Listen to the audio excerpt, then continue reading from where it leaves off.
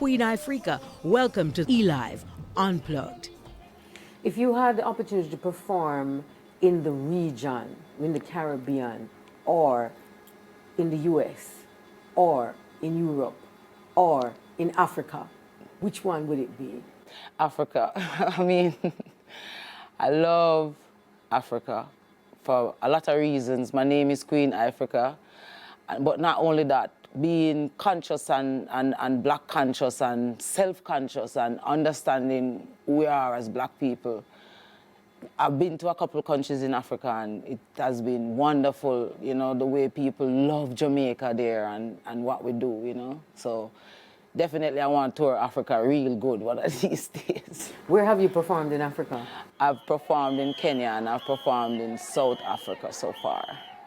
One of the questions that I've heard asked is how come as Africans we suffer so much in Africa, yet we got the gold, we got the diamonds, we get the hot body man them, we get the best looking women, yet we seem to suffer so much? Because there's an institutionalized system there of slavery and oppression. And so in order for the changes to come, it would have to be institutionally changed. So even the presidents and the leaders of the African countries, they are somewhat underneath that institutional power that they have to answer to. So the very poor, like anywhere in the world, will always be at the bottom based on that, you know. Are Jamaicans Africans? You know, recently I watched a documentary called The Truth About Jamaica and Jamaicans, and it is showing where Jamaicans, black Jamaicans really didn't come from Africa. They were found here on the island as original people, and it was fascinating to see. They even had pictures of an original Jamaican man that was so fascinating that had no connection with Africa. So I am looking into that. Africans are always, Haile Selassie came to Jamaica and he said that Jamaicans and Ethiopians are brothers, you know? So it's something I'm looking into. We're all black people from a region. They always say Jamaica is a piece of Africa broken off and all of that kind of stuff. But I would encourage people to watch that documentary from The Truth About Jamaica and Jamaicans. It's very interesting. What does your name represent? Well, if I'm going to go with the bird paper name, Ventrice means a gift, thanks to my mom. She's now deceased. My name, Africa, was given to me by my mom. In the 70s, she wanted to put it on my bird paper, but it was not allowed, and so she had to go with Ventrice. When I went to live with them, though, in Montego Bay, in the household, my sister is Isis, my stepdad is Aya, my little brother is Aista, my mom is Aita. And so they decided that I was the only one that never had a name starting with the letter I. And so they changed Africa to Ifrica, and that's how I got the name. It means a lot to me because she also told me that my head, whenever I'm wearing a turban, my face looks like the map of Africa when I turn to the side. I'm always honored to hear that, you know? So it means a lot to carry that power, you know? I don't take it lightly. You believe that women carry a lot of power? Yes, and it is wasted. You know, the power that women have, especially here in Jamaica, I think if it's given a chance to be used properly, you know, we could see so many great young sisters coming up out of especially our inner cities and our rural communities. There are a lot of things that are coming their way now, but it's not necessarily towards their upliftment and to make them feel good about themselves and to know that to be really a woman is to really love yourself and to appreciate yourself, and no matter what's happening around you, it's about how much you love you as a woman. So what's stopping that? I think what's stopping it again is institutional power that's there to separate the powers of the man from the powers of the woman. So forever, the woman has always been the one that stays home, take care of the kids, even if she has dreams and aspirations and career moves that she'd like to make. The system is designed for her just to be a stay-home mom. And so a lot of women tend to just think that that's all they can do. And if they try to do a little more, it becomes, you know, I don't think Sister P got the best of deals as a female prime minister of this country. But at least she was brave enough to step up and say, as a woman, I'd like to do that. And us sisters, Jamaican sisters, have the ability to do that. I think what we don't have a lot these days is the drive and the wherewithal, you know? Well, we need to. There are some persons who think that it is because the women have left the home why the country is now filled with mentally disabled people and so many persons of criminal minds and just all the havoc that is across the country. People say it's because the mothers are not at home nurturing, and therefore the nation remains unnurtured. I tend to agree with that to a large extent, because I believe that Mother's Day, for instance, is one of the most celebrated holidays, right? But a lot of mothers don't deserve to be even called mothers, and we don't have a society that highlights that enough, you know? If it is that the mothers are the ones that are the single parent and they are the ones who are at home with the kids, why are our boys like this? What are they not telling our boys?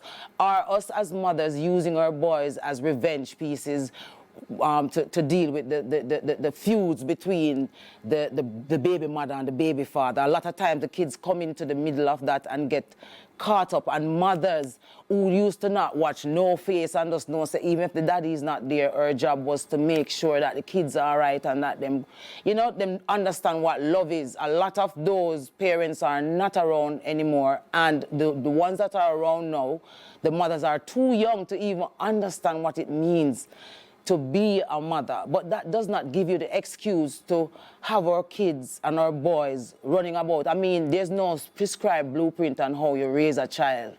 You have to just do the best you can, do it the way you know how best to do it.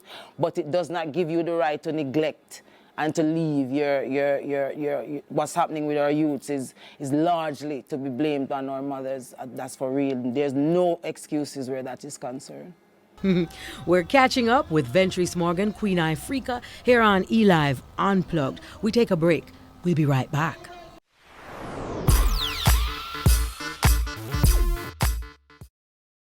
Ifrica, do you write poetry? They say that my songs are poetry, but I don't remember ever sitting down and writing a poem, but I'm always... Say a song for me.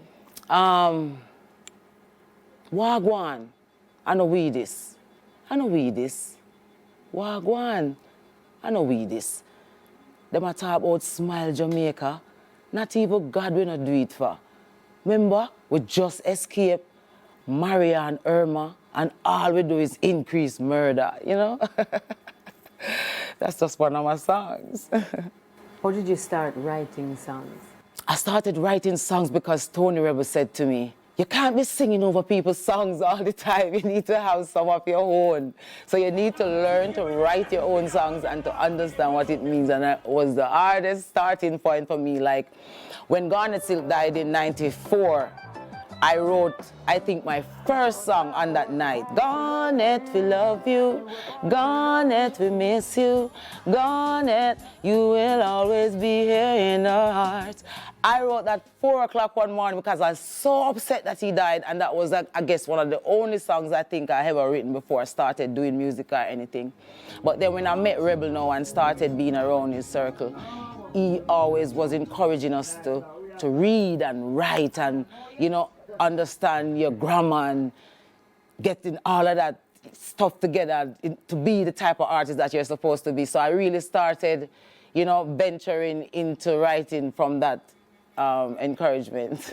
So Derek Morgan is your father? Yes, Derek Morgan is my daddy.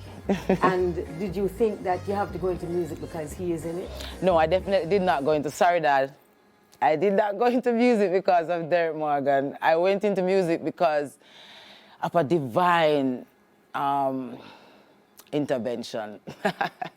You know, because people was always telling me I never wanted to do music because, to be honest with you, I met my dad in my 20s.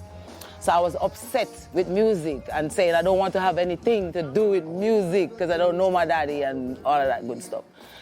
And then every time I'd perform at a Rasta function or anywhere in that circle, people would always say, girl, why you not on stage? Why you not singing? So it happened along that line, to be honest. I mean, it was always in me. I loved it. Whenever there was an artist on the scene, I'd be the first to see them and to love what they're doing and stuff, but I never really was a person who wanted to pursue a music career.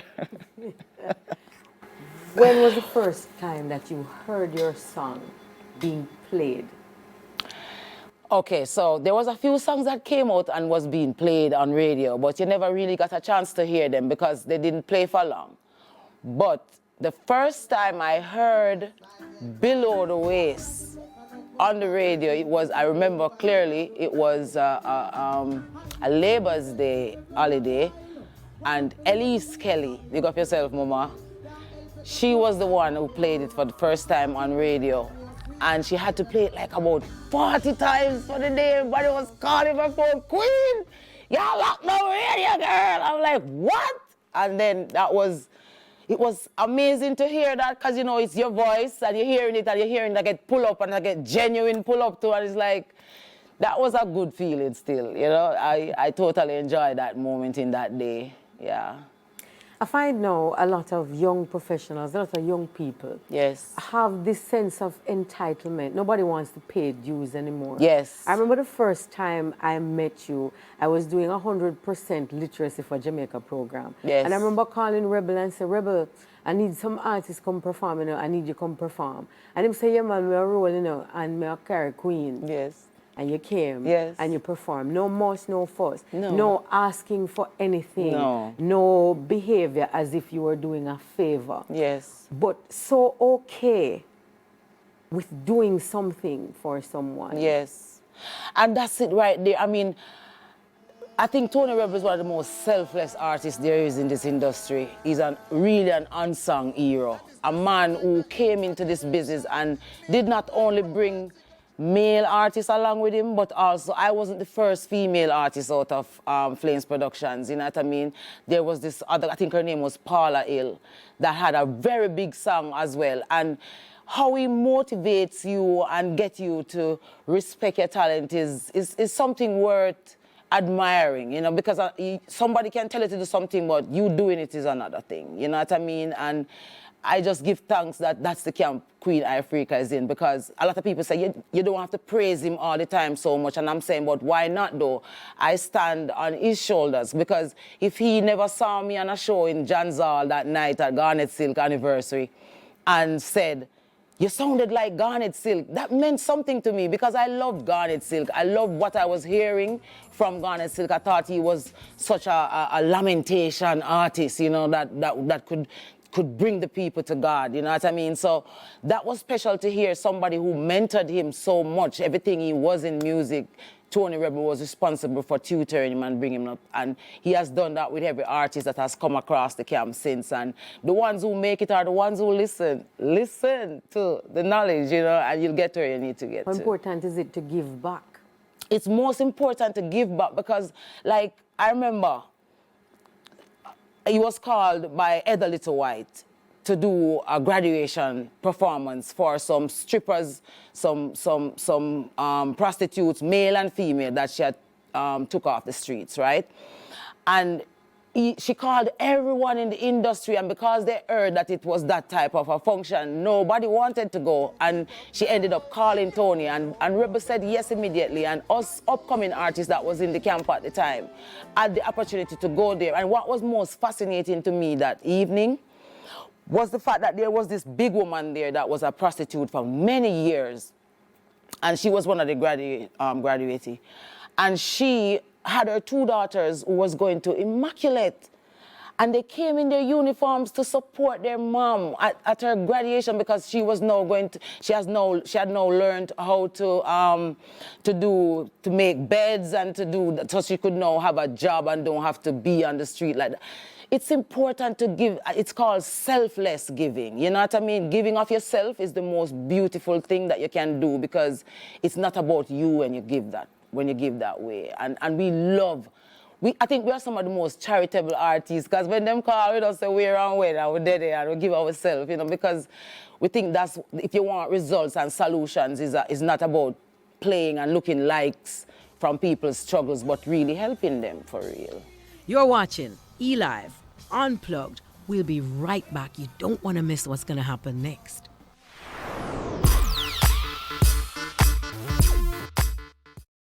We're talking with Queen Ifrica, and this is the final segment of eLive Unplugged. Do you like Jamaica?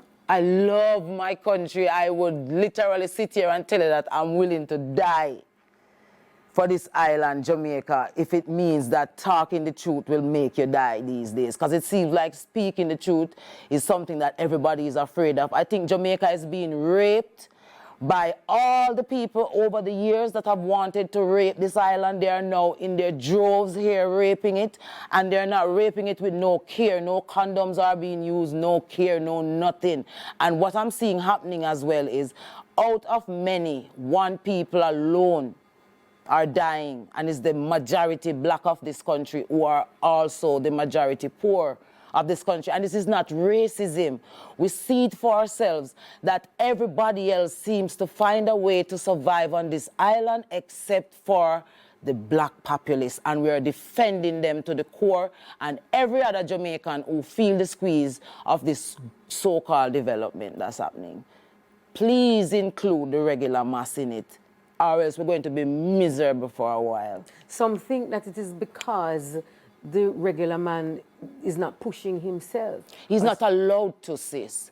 The regular man in Jamaica can do anything without stepping into a classroom. You can bring a plane, go give any mechanic from Maxfield Avenue, and them scrap it and tell you what to do it, without going to no engineering school. Jamaica is that talented on all levels. Don't mention the grassroots. A lot of corporate companies who are successful today are successful because they have used the ideas of the inner city mind, the one that dances and don't worry about nothing, and your product just sell off because the dance in the night and the music in the night and the culture in the night is so rich that every Jamaican just pile up into your place. We're saying, while we love that you want to embrace that, embrace it so it also helps the people that gave you the idea in the first place. How do you do that? Like, for instance, let's talk about our fast food chains, right? If they have a new product today, I guarantee you that if they launch it this morning on your TV show, by this evening, there's a couple thousand new Jamaicans who is heading to wherever the locations are that are advertised. So that is beautiful marketing strategies. We're saying that if you guys are so concerned about what's happening to the people that love your products, that love the things that you sell to them, that you promote to them, could you please also use that spotlight to highlight to them how important they are to you, how much you love their business, how much you want them to be alive so that they can come and shop at your places of business. Because it can't be that you're clearing out some and the rest that's left is enough to continue to purchase, to make you continue to be fat. If that's not the case, then let us see you coming out in the social spaces. Let us see you on TV, speaking directly to the people who make you into the billionaires that you are. We don't have to call the names. We know the alcohol companies, the phone companies, the fast food chains. All of these people, they benefit very richly from regular Jamaicans who just love a nice piece of something or love a nice drink. They are the ones, when you go on the crime scenes, you see these products splattered all about around there. That means these are heavy consumers of these things. We love to have you here. We love to see you develop our country. We love to be a part of the first world. But please, use your power also to reach for the benefit of the people, not just for your own benefit. Are you happy with where you are in music? I am very happy where I'm at with music because the people put me there. The people are the ones who embrace what I do. They are the reasons why I continue with doing music, because it shouldn't be so hard. I don't sit here as a person who is perfect and know everything and holy and never do no wrong yet. You know what I mean? I'm a victim of society who uses my tribulations to strengthen someone else who can't. So that's all we're doing in the space. And we need, if we have so much mad people in Jamaica, it means that there's no communication happening in these circles.